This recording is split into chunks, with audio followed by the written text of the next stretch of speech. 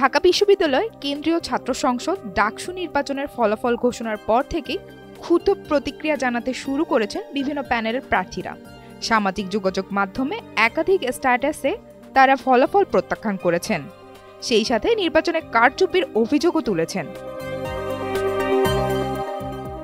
VP পদে প্রতিদ্বন্দ্বী দুই প্রার্থী ছাত্রদল সমর্থিত মোহাম্মদ আবিদুল ইসলাম খান ও স্বতন্ত্র প্রার্থী উমামা ফাতেমা নির্বাচনে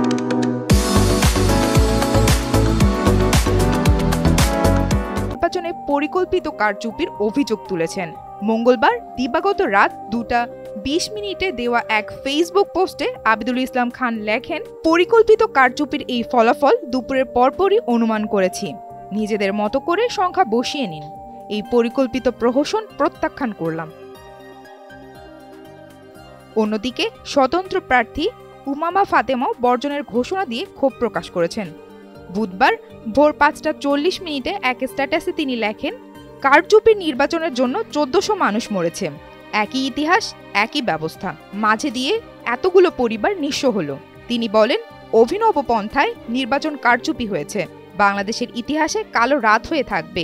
নিজেদের হীনস্বার্থের জন্য ইসলামী ছাত্র শিবির কি পরিমাণ বেইমানি করেছে জাতির সাথে তা ইতিহাসের পাতায় লেখা থাকবে। এর আগে রাত 3:30 দেওয়া আরেকটি স্ট্যাটাসে তিনি লেখেন, বয়কট বয়কট, ডাকসু বর্জন করলাম।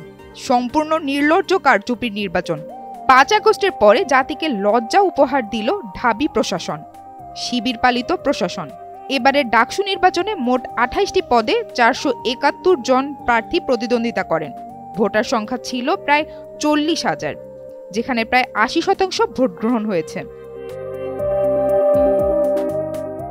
10 সেপ্টেম্বর সকালে ফলাফল ঘোষিত হয়। ফলাফলে জয়ী হন ছাত্র শিবির সমর্থিত প্রার্থী সাদিক কায়েম, জিএস পদে SM ফরহাদ ও AGS পদে মহিউদ্দিন খান।